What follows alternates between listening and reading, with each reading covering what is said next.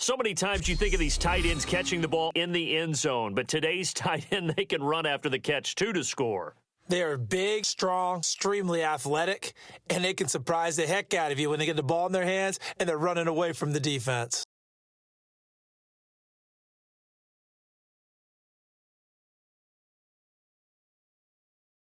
That was simply an example of getting low, wasn't it? It was indeed. And for the quarterback, so they get low, the line. They did their job. Is the quarterback's job just to find a crease and dive? Find a crease and just get in there. And ordinarily, you start low yourself, get low behind that offensive line. But sometimes they do such a great job, you can almost fall forward and find the crease for a touchdown.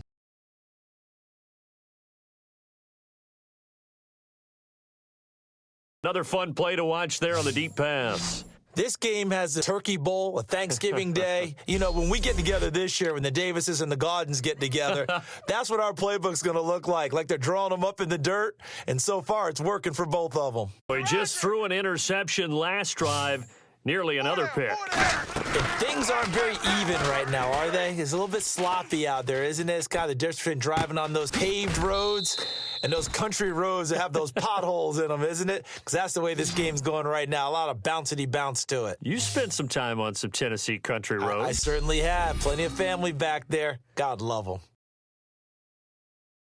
Kind of running there at your own risk against that 4-3 and that big line, aren't you? Yeah, and I don't really run it against a good 4-3 team that well because I've got to get those guys on the move a little bit. If you're a static running team, meaning you just want to run it in the middle, you may have some trouble against good defensive tackles.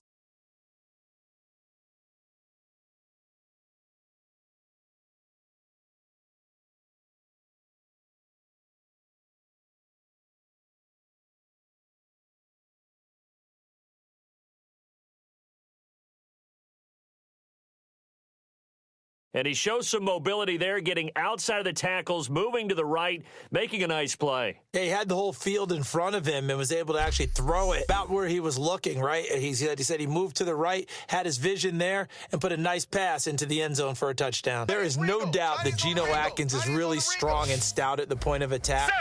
But I love his suddenness, the ability to make plays, to be in one spot, and into the offensive backfield.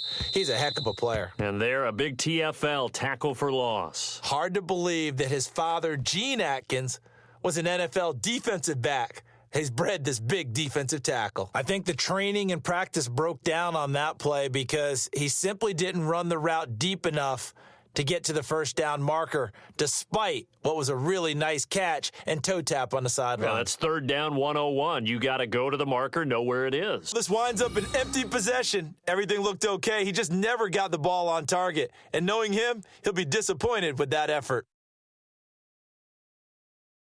They're thinking, gosh, we'd like to get that lead right back. Yeah, thanks for pointing that out. Here I am going ahead and tapping out the first half. They've got to make a decision about what they want to do on the kickoff, whether they want to let their return guy touch it. All right, here now a look at A.J. Green. And as we look at the tape, he's getting close to 200 yards. Think he could smell it?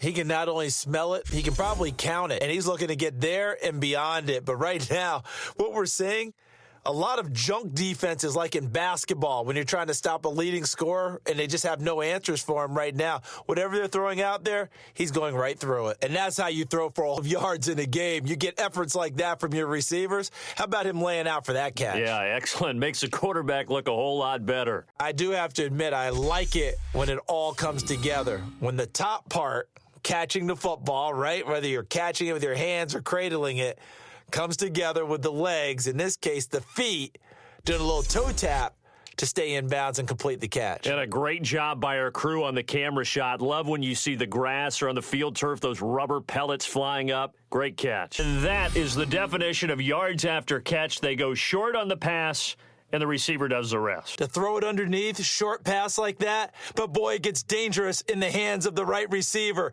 as he makes a move and takes it the distance. Put something on the board, get some momentum here at half 2. Try and get things kick-started for them. And you know at the half, they discussed how they were going to get that done. This is where scripting comes into play a lot. How many plays do you script coming out of the second? Most of the time in the first half, you're scripting 12 to 16. I think in the second half, you're really scripting more like 8 to 10, kind of a starter or an opener, whatever terminology they use, just something to get you off to a quick start. While the offense has had a big day, I was excited about seeing a loss like that. Their goal, to make every play positive. And when you have a bad one like that, your next goal is to not let it spiral into more. I know it's a phrase that sounds really cool, strip sack, but all we're talking about is getting to the guy, getting to the passer, making the tackle, making the play, but do a little bit extra, right? Stripping the ball out, working the arm free. That's become a big emphasis for all defenders. As a defender with the emphasis, this is something that's practiced. Practiced all the time. Taking the ball away, creating turnovers, that's really job one for any defense because that's how you win in today's NFL. So a good snap, good hold, and that one's right down the middle. Never in doubt. Just the way you used to hit them, Brandon.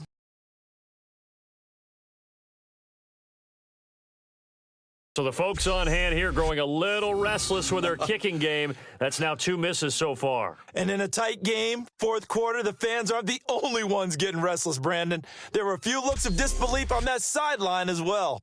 All right, so this one's now back within a field goal, and if anybody tells you they see how this one's going to end, I'd have to say they're probably lying, Charles. And this game's had more twists and turns than a good mystery novel, and I have a feeling we've got a few more twists and turns in store for us before they shake hands here. So they get the 3 here, but you wonder whether that's going to be enough. Now made it so they need a touchdown rather than a field goal to catch them. But you're right. If they'd gotten 6 out of that drive, this would be a much different game.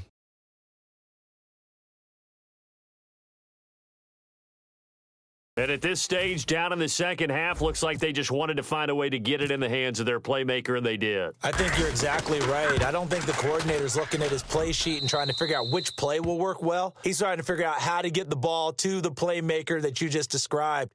Looking down at that sheet, you find people plays, not necessarily X's and O's, and that's exactly what they did there. Not only touchdown number 2 for him, but a big run to boot. However, still trailing. Still trailing, but not because of his efforts. Boy, he's playing really well, and I love his long speed there, right? Able to get out there and burst all the way to the end zone, and smart enough to keep the ball in his hands and get into the end zone for the touchdown. In 2016, on all levels of football, we're seeing guys drop it before the goal line. What's the rule, Brandon? Run into the goal post. That's right. Before you drop the ball. That. There you go. So an interesting call there to take the 3. I guess they're thinking their hands were tied, but in the fourth quarter, that field goal, it really might not help them much at all. Need a touchdown. Another field goal does you no good, so it'll be interesting to see what the reaction is if the score stays where it is. He's going to take his offensive line out to dinner afterwards, but after a play like that, he may tell them, instead of getting the steaks, guys, we might have to go for the hot dog. Agreed. That's twice now in this fourth quarter. As a quarterback, a lot of times you think it's all on you to make plays when you're losing. And here, the play's not there, but he throws it anyway. So, Charles, I think from a defensive perspective, you have to look at that field goal there and consider it a win. You were able to keep them within a touchdown, so no question about it. That was the kind of stand that keeps you in ball games. And there's the touchdown, partner. We just saw it. What do you do now? Oh, yeah, of course you know what you do. You're going for 2, right? I think anytime you're inside of 2 minutes in this situation. And remember, let's go back to training camp. Every team said they spend more time now on 2-point conversion periods than they ever have before. And the failure to convert and tie the game, now the pressure shifts back to the defense. But I think it was the right play. I think it was the right call to try and tie the game. Kick an extra point, you're still down 1. What's the sense? I like what they did. So a good kick there, and they wrap up the drive by putting 3 on the board. And you know, let's face it, you're not always going to come away with 6. Defense in the NFL are just too good. But you've got to come away with something. And there, they get 3.